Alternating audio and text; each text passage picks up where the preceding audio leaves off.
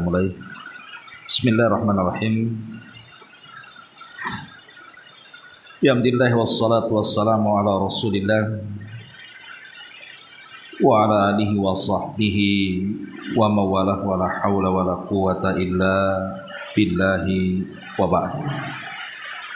Allah sebagai Rabbku, Islam sebagai agamaku, dan Muhammad sallallahu alaihi wasallam sebagai nabi. Maka Allah Subhanahu wa taala akan meridhoi kita kelak pada hari kiamat.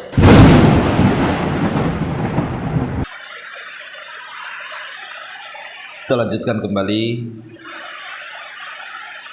kajian kitab matan dari Ushulus Salasah atau Salasatul Usul.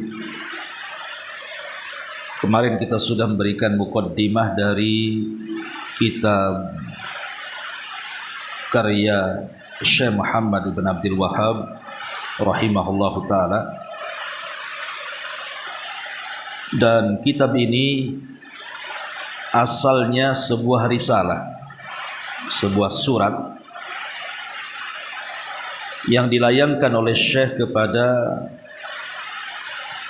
orang-orang yang hendak mendapatkan nasihat, tetapi kemudian menjadi sebuah kutaib, buku kecil yang kemudian disyarah banyak para ulama. Makanya kemudian menjadi sebuah kitab yang kita kenal dengan Salasatul Usul atau Usul As-Salasah. Baik, kita baca dan kita terangkan secara singkat saja, karena yang penting antum ini menghafal sebenarnya. Karena kalau dijelaskan secara rinci pun boleh jadi mungkin kurang paham. Jadi kita akan menjelaskan hal-hal yang penting saja dari keterangan yang kita nukilkan dari para ulama. Baik, kita baca kitabnya. Qala al-muallifu rahimahullahu ta'ala,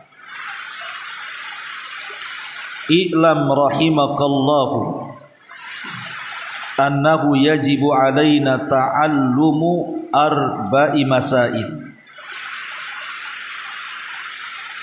Al-mas'alatul ula al-ilmu wa huwa ma'rifatullahi wa ma'rifatu nabiyhi wa ma'rifatud dinil islami bil adillati. Al-mas'alatu tsaniyatu al-amalu bihi. Al-mas'alatu tsalitsatu ad-da'watu ilaihi. Al-mas'alatu rabi'atu as-sabru 'alal adzafi. Wad dalilu qauluhu ta'ala bismillahirrahmanirrahim. Wal asri innal insana lafi khusrin illa alladhina amanu wa 'amilus salihati wa tawassaw bil haqqi wa tawassaw bis sabr. Qala Asy-Syafi'i rahimahullahu ta'ala, law ma anzalallahu hujjatan ala khalqihi illa hadhihi surah lakafatuhum. Qala, berkata al-muallif pengarang Syekh Muhammad ibn Abdul Wahhab rahimahullahu ta'ala, semoga Allah merahmatinya. Sebuah adab bagi thalabul ilmi adalah mendoakan siapapun yang berjasa dalam kehidupan kita. Entah mendoakan orang tua, guru-guru, dan orang-orang yang berjasa dalam kehidupan kita. Makanya setiap penulisan di dalam kitab-kitab para ulama selalu dicantumkan kalimat rahimahullahu ta'ala, semoga Allah merahmati yang mengarangnya, karena kebetulan yang mengarangnya sudah meninggal. Tapi kalau pengarangnya masih hidup, maka doa yang tepat adalah hafizahullahu ta'ala, semoga Allah menjaga beliau. Jadi seorang thalabul ilmi harus seperti itu, mendoakan guru-gurunya, karena mereka berjasa kepada antum. Mendoakan orang tuanya karena orang tua juga sangat berjasa kepada kita. Ataupun kitab-kitab para ulama yang kita baca, mereka berjasa sudah menulis sehingga kita membacanya. Maka kita doakan pengarang dengan doa rahimahullahu ta'ala, semoga Allah merahmati beliau. Kemudian pengarang mengatakan i'lam, ketahuilah. I'lam ini fi'lul amr, kata kerja bentuk perintah. Maknanya Syekh ingin mengatakan kepada kita bahwa kalimat yang sesudahnya ini bukan perkara enteng, tapi perkara penting. Jadi kalimat i'lam itu litanbih, supaya orang yang mendengar setelahnya itu fokus, kira-kira apa bahasa yang akan diucapkan setelahnya. Dan kebiasaan memang beliau kalau mengarang kitab selalu dimulai dengan kalimat i'lam, supaya yang belajar itu betul-betul memperhatikan.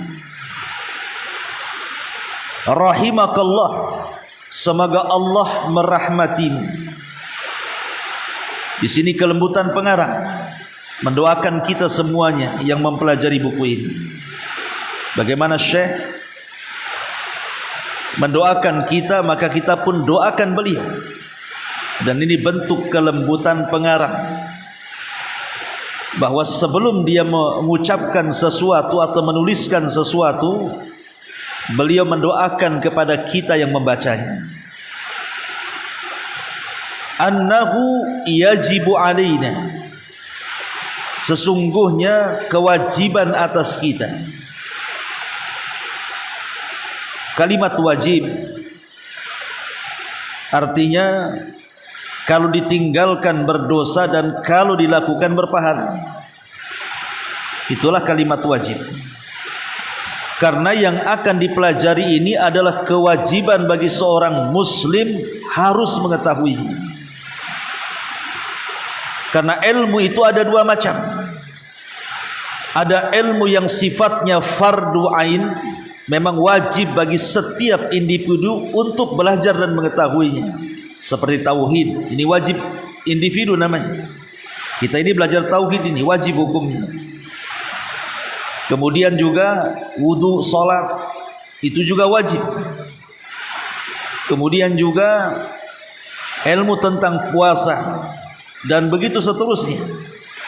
Jadi ada ilmu-ilmu itu yang sifatnya fardu ain. Tapi di sana ada ilmu itu yang kalau dipelajari hukumnya fardu kifayah saja. Kalau sudah ada yang mengetahui berarti gugur ke yang lainnya. Seperti mempelajari ilmu nahwu, mempelajari ilmu mustalahul hadis, mempelajari ilmu usul fiqh, mempelajari ilmu usul tafsir.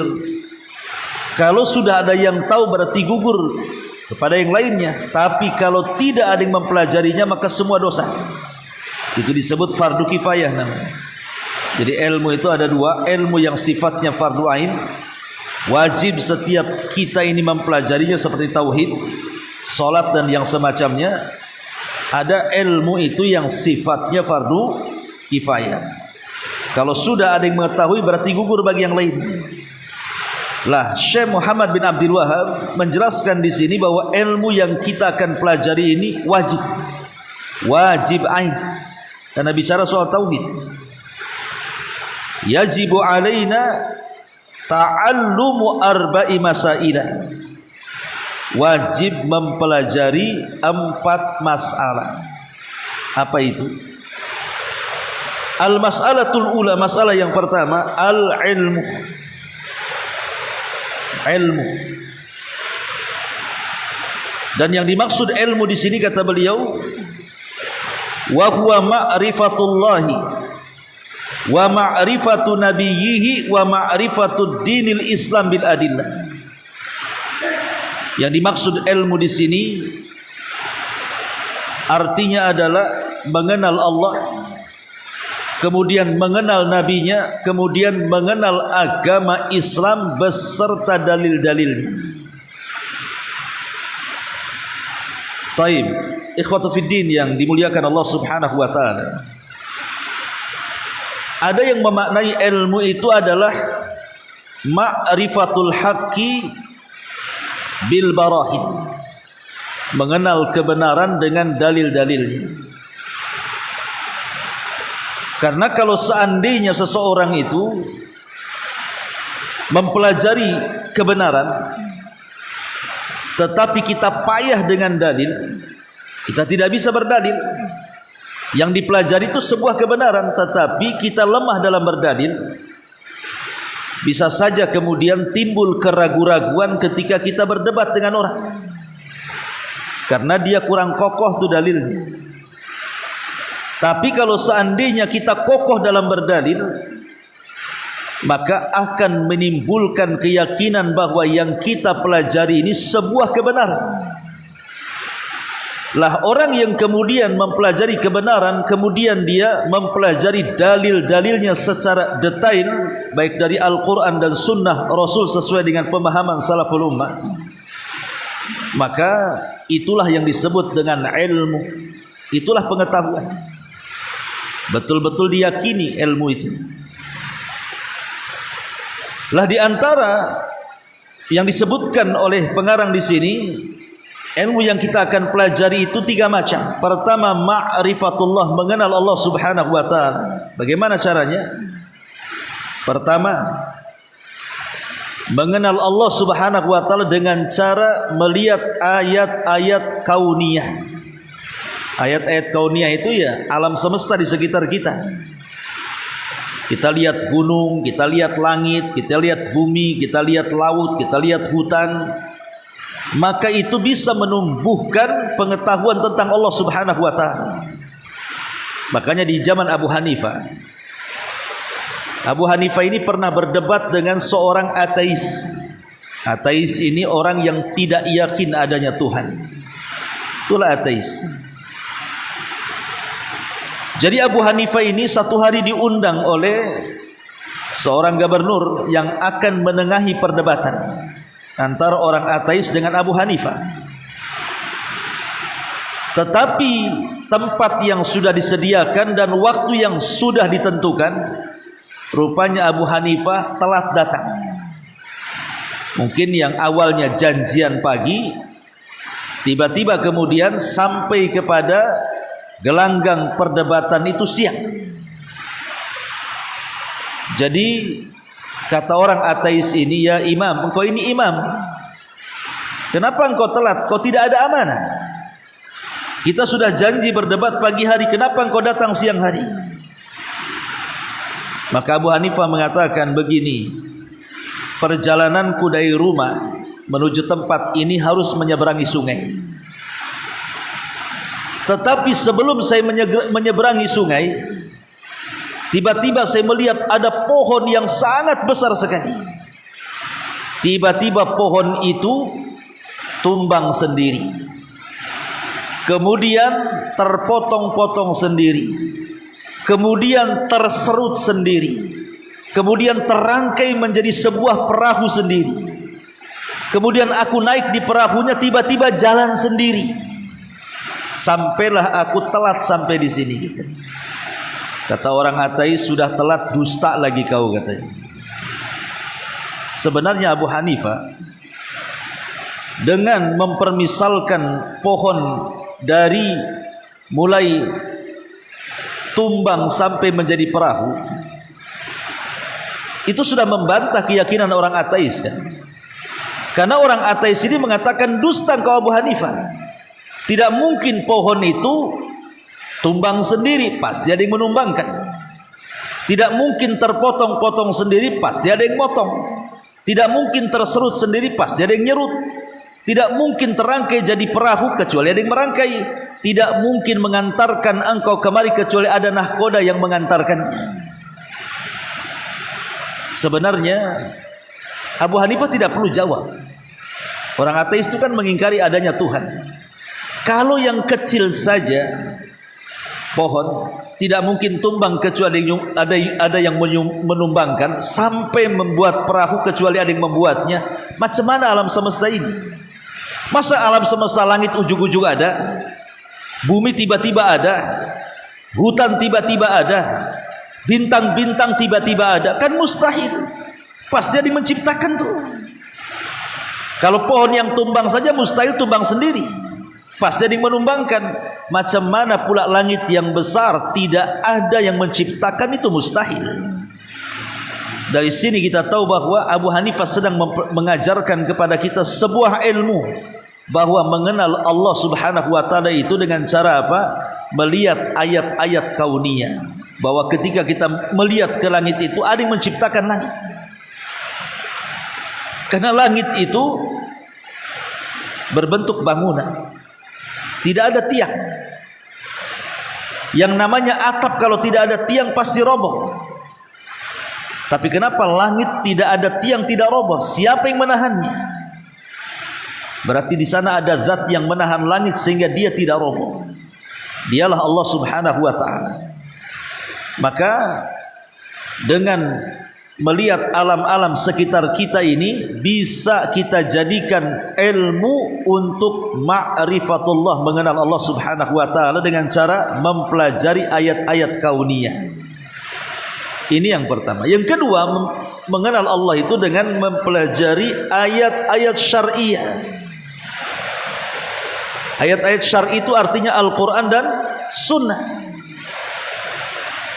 Makin orang itu mempelajari Al-Quran, berarti makin banyak pengetahuan soal Tuhan. Makin dia banyak mempelajari hadis-hadis Rasul, berarti makin banyak pengetahuan tentang Tuhannya. Baru kemudian yang ketiga, cara mengenal Allah adalah kenali namanya dan kenali juga sifat-sifatnya. Inilah tiga perkara yang disebutkan para ulama cara mengenal Allah. Kenali Allah dari ayat-ayat kauni, ayat-ayat alam. Yang kedua, kenali Allah dari ayat-ayat syari Al-Quran dan Sunnah. Dan yang ketiga, kenali nama-nama dan sifat-sifat Allah Subhanahu wa ta'ala. Sama ketika antum mengenali tabiat saya, ini walillahi masalul a'la tentunya. Antum tidak kenal saya kecuali tahu namanya, akrab, dekat, tahu sifatnya, baru anda itu betul-betul mengenal saya. Maka kepada Allah pun kurang lebih, bahwa dengan mengenal nama dan sifat bagi Allah berarti semakin kenal kita dengan Allah Subhanahu wa ta'ala. Lalu apa tujuannya? Apa tujuan kita ini mengenal Allah lewat ayat-ayat kauni, lewat ayat-ayat syar'i Quran dan Sunnah, dengan mempelajari nama-nama dan sifat-sifatnya? Apa tujuannya sebenarnya? Tujuannya tidak lain dan bukan untuk beribadah kepada Allah Subhanahu wa ta'ala. Sebab percuma kalau seandainya kita ini mempelajari ayat-ayat kauniyah dan syar'i, tapi kita tidak salat, kita tidak puasa, kita tidak haji, kita tidak sedekah, percuma saja. Jadi tujuan mengenal Allah itu supaya kita beribadah kepada Allah dan lebih khusyuk lagi beribadah kepada Allah Subhanahu wa ta'ala. Ini yang pertama. Yang kedua, wa ma'rifatun nabiyhi sallallahu alaihi wasallam. Kemudian mengenal Nabi. Bagaimana caranya? Pertama, kenali sejarahnya. Antum belajar sejarah Nabi, mulai dari kelahirannya sampai hijrahnya sampai wafatnya, pelajari. Itu cara mengenal Nabi kita. Tanpa mengetahui sejarah, selamanya kita tidak akan pernah mengenal siapa Nabi kita. Ini yang pertama. Yang kedua, kita harus memahami bahwa Nabi kita Muhammad sallallahu alaihi wasallam adalah manusia seperti kita. Tetapi walaupun dia manusia seperti kita, dia juga Rasul yang berbeda dengan kita. Makanya dalam syahadat itu ada kalimat Abdullahi wa Rasul, hamba Allah dan Rasulnya. Kenapa selalu digandengkan kalimat Abdullah wa Rasul di sini? Kata ulama, adapun kalimat abdun, al-abdu fala yu'bad wa rasulun fala yukadzdzab. Jadi sebut abdun fala yu'bad dan disebut rasul fala yukadzdzab. Karena rasul itu seorang hamba, jangan pernah disembah. Karena ada orang-orang yang menyembah Nabi SAW. Lihat dalam salawat-salawat tertentu itu kadang-kadang tentu salawat-salawat bikinan manusia lah ya. Sampai isinya itu meminta pertolongan kepada Rasul, meminta sesuatu kepada Rasul, meminta dihilangkan kesulitannya kepada Rasul. Ini semua khususiyah Allah, kehususan bagi Allah Subhanahu wa taala. Tidak mungkin meminta pertolongan kepada Rasul. Bukankah Rasul yang mengatakan kepada Muadz, "Idza sa'alta fas'alillah wa idza sta'anta fasta'in billah." Kalau minta langsung kepada Allah, minta pertolongan kepada Allah. Kenapa pula minta pertolongan kepada Rasul? Meminta supaya disingkapkan kesulitan-kesulitannya. Seperti yang sekarang terjadi, datang ke kuburan-kuburan Nabi yang ada di Madinah itu, terkadang mereka meminta-minta di situ. Imbasnya kemudian ke kuburan para wali pula di negeri kita ini. Maka mengenal Nabi SAW, yakini bahwa dia seorang hamba. Karena dia hamba, jangan disembah. Dudukkan kedudukan Rasul itu sebagaimana Allah mendudukkannya. Tetapi walaupun dia hamba, wa rasulun fala yukadzab, dia seorang Rasul, jangan didustakan. Dia seorang Rasul, jangan pernah didustakan. Makanya ketika para ulama mensyarah kalimat wa asyhadu anna Muhammadar Rasulullah, apa kata mereka? Mereka mengatakan tasdiquhu fima akhbar wa tuti'uhu fima amar wajtinab ma naha anhu wa jazar wa alla na'budallah illa bima syara'. Ingat ketika kita bicara soal dan saya bersaksi bahwa Muhammad adalah utusan Allah, berarti ada 4 kata yang harus dipahami. Pertama, benarkan semua yang dihabarkan Nabi. Kalau Nabi menghabarkan sesuatu kepada kita, benarkan. Baik kabar itu masuk di akal atau tidak, baik kabar itu diketahui hikmahnya atau tidak. Yang jelas kabar itu sahih, datang dari lisan Rasul, sami'na wa ata'na. Jangan dibantah. Pamannya Rasul menceritakan tentang perkara gaib, benarkan saja. Nanti di akhir zaman akan ada Dajjal, akan ada Ya'juj dan Ma'juj, akan ada binatang melata dari perut bumi, akan ada matahari terbit dari barat, akan ada asap yang melekat di langit. Macam-macam kan Rasul itu menjelaskan tentang perkara gaib di akhir zaman. Kalau orang tidak ada iman, disangka dongeng. Tapi kalau orang punya iman, itu bukan dongeng, memang akan terjadi dan pasti terjadi. Kenapa? Yang menghabarkan Nabi. Satu, benarkan apapun yang dihabarkan Nabi. Yang kedua, taati apapun yang diperintahkan Nabi. Allah mengatakan dalam Al-Quran, wa ma atakumur rasulu fakhudhuhu. Apapun yang datang daripada Rasul, ambil. Artinya perintah apapun dari Nabi SAW, kerjakan. Jangan sampai datang perintah kemudian kita tidak mengerjakan perintah Nabi SAW. Karena ini bagian daripada ma'rifatun Nabi. Bagian daripada mengenal Nabi SAW adalah menjalankan perintah. Ma'asyiral muslimin wal muslimat rahimani wa rahimakumullah. Kemudian wajtinab ma naha anhu wa jazar. Hindari apapun yang dilarang dan yang disuruh dijauhi oleh Nabi SAW. Apapun. Cuma ada perbedaan ikhwan. Ketika kita menjalankan perintah dengan menjauhi larangan, kalau menjalankan perintah itu ada kalimat istita'ah, sesuai dengan kemampuan. Orang tidak bisa salat berdiri, bisa duduk. Orang tidak bisa salat duduk berbaring. Artinya dalam perintah ini ada keringanan. Karena disesuaikan dengan kemampuan. Kenapa disesuaikan dengan kemampuan? Karena biasanya perintah itu ada gantinya kalau tidak ada dan tidak sanggup menjalankan yang diperintahkan. Seperti umpamanya orang tidak bisa wudu dengan air, ada gantinya tanah, tayamum dia. Ya. Tetapi berkaitan dengan larangan, tidak ada kaitan dengan istita'ah kemampuan. Sekali haram ya haram, harus ditinggalkan. Pamannya orang minum khamar biasa 1 teko ataupun biasa 2 botol aqua gitu ya, dia minum khamar. Kemudian datang hidayah, dia pengen tobat. Sikit-sikit lah. Biasa 2 botol dikurangi 1,5 botol. Besoknya lagi dikurangi 1 botol. Besoknya lagi 1/2 botol. Besoknya lagi 1 gelas. Besoknya lagi 1 tetes sendok.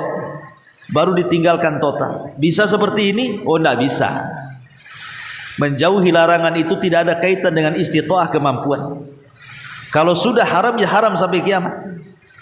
Kalau sudah dikatakan khamr haram ya haram, ditinggalkan. Tidak bisa kemudian ditinggalkan nyicil kayak gitu, kayak orang kredit itu tidak bisa. Ya harus tinggalkan. Ya. Itulah bedanya perintah dengan larangan. Kalau perintah berkaitan dengan istita'ah, kemampuan. Kalau larangan tidak dikaitkan dengan kemampuan, tinggalkan ya tinggalkan, selesai. Ya. Kemudian juga yang terakhir, yang keempat, wa alla na'budu illa bima syara'. Dan jangan sampai kemudian kita ini menyembah Allah kecuali apa yang disyariatkan Nabi sallallahu alaihi wasallam. Nah, ini juga bagian daripada apa? Ma'rifatun Nabi, mengenal Nabi. Lah, mengenal Nabi juga kita harus meyakini bahwa Nabi sallallahu alaihi wasallam itu diutus kepada manusia dan juga jinnya. Satu-satunya Nabi. Satu-satunya Nabi yang diutus oleh Allah Subhanahu wa taala kepada bangsa manusia dan kepada bangsa jin itu hanya Nabi sallallahu alaihi wasallam. Sebelumnya para nabi dan rasul tidak pernah diutus kepada bangsa jin. Mereka diutus kepada bangsa manusia saja. Tapi Nabi SAW tidak, diutus kepada 2 bangsa yang nyata dan yang gaib, manusia dan jinnya. Makanya dalam surah Al-Quran itu ada namanya suratul jin. Qul uhiya ilayya annahu istama'a nafarun minal jinni faqalu inna sami'na qur'anan ajaba yahdi ila rusdi ila akhir ayat.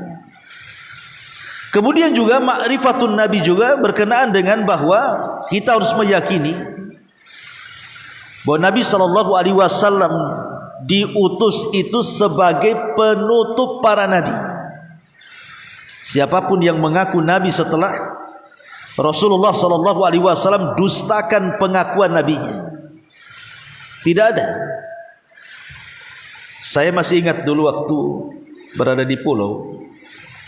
Ini pengalaman ya. Kebetulan saya diundang oleh salah satu organisasi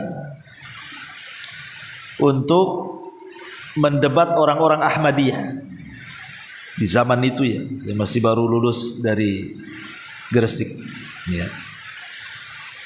Jadi di situ dihadirkan tokoh-tokoh Ahmadiyah dari Bogor. Kebetulan lawan debatnya kita-kita. Ada yang dari NU, ada yang dari Muhammadiyah ya, ada yang dari Persis gitu ya. Lah kebetulan saya ikut hadir di situ dan ikut menjadi pembicara juga di situ. Lawannya LC Ahmadiyah itu lulusan India, pengikut Hadrat Mirza Ghulam Ahmad. Lah salah satu yang dipermasalahkan itu adalah kalimat wa khataman nabiyyin. Kalau kita mengartikan wa khataman nabiyyin itu apa? Penutup para nabi. Tapi orang-orang Ahmadiyah tidak mengartikan penutup. Mereka mengatakan khotam itu artinya stempel. Stempel. Antum kalau stempel itu dalam bahasa Arab namanya khotam. Jadi siapapun yang mendapatkan stempel itu bahwa dia bisa mengaku jadi nabi. Bukan Rasul sebagai penutup para nabi. Tapi Rasul itu sebagai stempel. Jadi kalau ada orang setelah Nabi dapat stempel kenabian, maka dia bisa jadi Nabi katanya. Itulah beda penafsiran kita dengan mereka. Dan tentunya penafsiran yang kita kemukakan kepada mereka waktu itu, hampir semua ulama tafsir mengatakan seperti itu. Khotam di situ artinya penutup. Dan itu dikuatkan dengan sabda Nabi SAW, la nabiyya ba'di. Tidak ada nabi sesudah. Dan saya kebanyakan baca juga kitab-kitab mereka itu, ada sekitar 10 ke 15 gitu, kitab-kitab kecil itu. Ya isinya begitu. Ya, jadi isinya itu Jibril datang kepada Hadrat Mirza Ghulam Ahmad. Kemudian nanti Hadrat Mirza Ghulam Ahmad ngomong sesuatu, nanti ditulis di buku itu. Ya memang terang-terangan dia ngaku sebagai nabi. Lah itulah kadang-kadang orang Arab mengatakan tulikulli saqitil laqitnan. Setiap yang jatuh itu ada yang mungut. Sesesat apapun ajaran itu pasti ada pengikutnya, gitu maksudnya. Itulah di Indonesia itu. Orang aku nabi saja ada pengikutnya itu, baik pengikutnya di alam nyata atau di alam gaib ya, para netizen tuh. Ya. Ada saja pengikutnya tuh. Coba bayangkan. Ya. Berapa banyak di Indonesia ini ngaku nabi coba. Dulu ada namanya Ahmad Musaddiq. Ngaku nabi kan. Orang Jawa ya, Ahmad Musaddiq itu. Syahadatnya ya wa asyhadu anna Ahmad Musaddiq Rasulullah, kan begitu. Itu syahadat pengikutnya tuh. Asyhadu an la ilaha illallah wa asyhadu anna Ahmad Musaddiq Rasulullah. Tapi kemudian kan ditangkap dan diadili. Allah alam sudah tobat atau enggak? Ya mudah-mudahan dapat hidayah. Di Jawa Barat ada juga Cecep namanya. Aku nabi juga tuh, Nabi Cecep tuh. Wasadu anna Cecep Rasulullah. Enggak pantas ya. Aku nabi si Cecep pula, coba ingat. Nah, itu juga masalah juga, coba ingat. Nah maka ini yang seperti ini negeri kita ini tumbuh. Jangan yang ngaku nabi. Perempuan ngaku Imam Mahdi saja ada di negeri kita ini. Siapa? Dia Eden. Ajarannya juga nggak jelas kan. Ngaku Imam Mahdi juga tuh. Ada dulu orang Aceh yang ngaku Imam Mahdi itu. Di bayatnya di Monas. Di bayat itu di rukun sana, rukun Ka'bah, di Monas pula gitu, berdemo ya. Jadi di negeri kita ini aneh-aneh, memang betul subhanallah ya. Memang subur sekali ajaran-ajaran menyimpang itu. Termasuk juga mereka berani menentang ayat Al-Quran wa khataman nabiyyin, dan hadis Nabi SAW mengatakan la nabiy abadi. Makanya ketika Imam Ibnu Katsir rahimahullahu taala mentafsirkan kalimat wa khataman nabiyyin, dia mengatakan apa? Siapapun yang mengaku nabi setelah kenabian Rasulullah SAW dustakan kenabian. Karena mustahil. Makanya ketika para ulama membahas kenapa nabi itu tidak punya anak laki-laki yang hidup, semua mati. Qasim meninggal, Abdullah meninggal, kemudian Ibrahim meninggal, 3 putra Nabi meninggal. Apa masalahnya? Apa hikmahnya? Ulama mengatakan karena kebiasaan seorang Nabi kalau punya anak sampai dia dewasa umumnya akan jadi Nabi. Ibrahim punya anak Ishak jadi Nabi. Ishak punya anak Yakub jadi nabi. Yakub punya anak Yusuf jadi nabi. Umumnya kalau nabi punya anak laki-laki kemudian besar, itu jadi nabi nantinya. Ya, kemudian juga Nabi Daud punya Sulaiman, anak Sulaiman jadi nabi pula Sulaiman. Ya. Kemudian Nabi Zakaria punya anak Yahya jadi nabi. Makanya kenapa kemudian putra-putra Nabi SAW itu mati di waktu bayi? Karena ada 2 alasan. Sebab kalau dia hidup sampai dewasa dikhawatirkan jadi nabi, atau bisa saja kemudian umat Islam menjadi hulu ekstrim, bisa saja dituhankan. Ini anak nabi masalahnya. Hasan Hussein aja dituhankan, yang cucunya macam mana pula anaknya? Sama orang-orang Rafidhah, orang Syiah ya. Jadi cara mengenal Nabi SAW juga dengan cara memahami bahwa Nabi itu adalah penutup para nabi. Tidak ada nabi sepeninggalnya. Nabi ditutup dengan kerasulan dan kenabian Nabi kita Muhammad SAW. Inilah cara mengenal Nabi kita Muhammad SAW, ma'rifatun Nabi ya. Kemudian juga kita harus yakin bahwa Nabi ini itu sebagai rahmatan lil alamin. Dia rahmat bagi alam semesta. Dan rahmat alam semesta ini bukan hanya berlaku kepada orang yang beriman, kepada orang kafir pun berlaku. Jadi dengan diutusnya Rasul itu orang kafir diuntungkan. Apa maksudnya bahwa orang kafir juga mendapatkan rahmat dengan diutusnya Nabi itu? Para ulama mengatakan sejahat apapun orang kafir setelah diutusnya Nabi Muhammad SAW, mereka tidak akan diazab oleh Allah seperti azab yang pernah ditimpakan kepada umat-umat sebelum mereka. Lihat azabnya kaum Nuh, tidak disisakan satu pun mati kecuali yang selamat di perahunya saja. Lihat kaum Ad juga sama, lihat kaum Tsamud juga sama, lihat kaum Syuaib juga sama. Tapi umat Rasul walaupun mereka kafir, mereka tidak diazab seperti azab yang pernah ditimpakan oleh umat sebelumnya. Dan itu bagian daripada rahmat yang diturunkan Allah dengan kelahiran ataupun dengan kemunculan Nabi SAW. Dan yang terakhir, kata mu'alif di sini, wa ma'rifatu dinil Islam bil adillah, dan mengenal agama Islam itu dengan dalil-dalilnya. Ini penting. Mengenal agama Islam dengan dalil-dalilnya, saya sudah katakan di mukaddimah. Kalau seandainya kita tidak kenal dalil-dalil tentang Islam, kita ini hanya taklid saja. Salat taklid, puasa taklid, haji taklid, semua pakai taklid. Apa taklid? Mengikuti orang. Mengikuti orang dengan taklid buta. Maka Islamnya tidak akan kokoh. Boleh jadi kalau seandainya ada orang-orang di luar daripada Islam kemudian mendebat dia, bisa saja jadi ragu-ragu tuh Islam tuh. Makanya penting belajar agama itu juga dengan dalil-dalilnya supaya kokoh agama kita ini. Yang menjadikan kokoh agama itu karena kita bisa berdalil. Mana dalilnya? Kalau nggak ada dalilnya bingung lah kan gitu. Kamu melakukan ini mana dalilnya? Stres kalau nggak ada dalilnya. Tapi kalau kita punya dalil, kita bisa menolong agama Islam. Kita bisa memperjuangkan Islam. Kita bisa mengokohkan Islam dari musuh-musuhnya. Makanya antum sebagai talabatul ilmi jangan hanya belajar, tapi juga hafalkan dalil.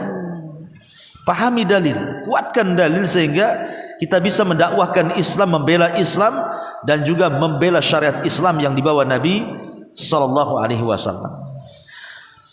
Dan mengenal Islam ini maksudnya satu, kenali bahwa Islam ini agama yang penuh dengan rahmat. Jadi tidak benar orang-orang yang menuduh bahwa Islam itu agama teroris, agama radikalis, agama sadis. Tidak ada.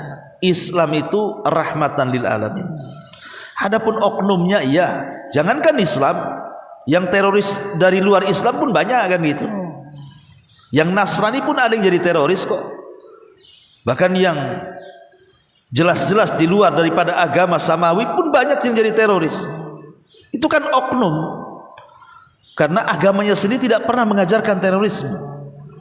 Makanya ini yang pertama, bahwa yakini bahwa agama yang kita anut ini adalah agama yang penuh dengan rahmat. Yang kedua, agama yang kita anut dan kita yakini ini membawa kemudahan. Ingat, Islam itu agama mudah. Saya pernah dakwah ke Anambas. Di Anambas itu di Terempak, di paling pojok pulau itu ada Masjid Kuning. Rupanya kata kawan-kawan di sana itu masjidnya para mu'alaf, Ustaz. Jadi orang-orang Cina pulau yang nikah dengan orang Melayu Islam akhirnya jadi mu'alaf. Ya ada juga yang memang pingin pindah ke Islam. Jadi kebetulan saya ada jadwal di Masjid Kuning itu untuk mereka. Jadi setelah selesai ngaji tanya jawab, saya duduk bincang-bincang dengan mereka itu. Adalah satu mu'alaf itu cerita, Ustaz, sebenarnya kawan-kawan saya banyak yang masuk Islam. Lah kenapa kau tidak ajak? Begini Ustaz, mereka tak mau masuk Islam itu takut disunat katanya. Itu alasannya. Takut disunat karena sebagian mereka sudah tua. Ada yang 50, 60, jadi takut disunat. Jadi saya bilang sama dia, nggak usah disunat, datang aja ke sini kita syahadat. Tapi ustaz-ustaz di sini ngomong begitu, disunat dulu baru masuk Islam katanya. Jadi nggak mau masuk Islam karena syaratnya disunat dulu. Ini kan mempersulit Islam namanya. Ajak dulu masuk Islam, ajarkan syariat Islam. Nanti lama-lama dapat hidayah makin dalam ke Islam itu pasti pengen disunat dia. Ini syarat masuk Islam disunat dulu. Orang tahu takut sunat, dia tak mau jadi masuk Islam dia jadinya. Harusnya jangan begitu, masukkan dulu ke Islam, dia beda syahadat, nanti kita ajari, kita kasih tahu sampai dia sadar. Ini kalau dakwah seperti ini kan jadi berat jadinya. Orang mau masuk Islam jadi takut dengan pisau kan. Padahal sebenarnya sunat ya, tapi waktu itu udah lama juga sih, 20 tahunan yang silam ya, awal-awal saya ke Batam tuh dakwah ke sana itu. Mungkin alat-alatnya belum secanggih sekarang ya. Ya kalau sunatnya orang tua mungkin pakai kampak kan. Takut. Enggak lah, sudah ada laser, sudah ada apa kan, udah enak sebenarnya. Intinya bahwa yakini bahwa agama Islam pembawa rahmat dan agama Islam itu juga ajarannya mudah gitu ya. Tidak ada yang sulit. Yang sulit itu yang memperberat diri sebenarnya. Kalau ikut aturan Islam itu mudah. Dan Islam itu agama sempurna. Ini yang paling penting. Yakini Islam itu agama sempurna dan paripurna, tidak berhajat kepada penambahan dan tidak berhajat kepada pengurangan. Sebagaimana Allah mengatakan dalam surah Al-Maidah ayat 3, Al-yauma akmaltu lakum dinakum wa atmamtu alaikum ni'mati wa raditu lakumul Islam madina. Pada hari ini kusempurnakan agamaku, maksudnya hari ini hari Arafah, hari Jumat ya, di Arafah aku sempurnakan agama kalian, aku sempurnakan nikmatku untuk kalian, dan aku redha Islam sebagai agama kalian. Maka jangan mencoba menambah yang sudah ada, dan jangan pula mengurangi yang sudah ada. Sesuatu yang sempurna kalau seandainya ditambah maka tidak akan sempurna. Contoh nih ya, ini air nih. Ini kalau dikasih air penuh, berarti ini botol ini sempurna airnya, karena airnya sampai di sini. Kemudian kita ambil air, tuangkan lagi supaya penuh. Kira-kira masuk nggak? Enggak, ngeluber kemana-mana. Nggak akan menyempurnakan yang sudah ada. Itulah tambahan-tambahan itu tidak akan masuk. Dia akan meluber kemana-mana. Makin tidak sempurna lagi. Itu analogi saja. Tapi yang jelas bahwa karena orang yang menganggap Islam belum sempurna itu sama dengan satu, menuduh Nabi SAW berkhianat.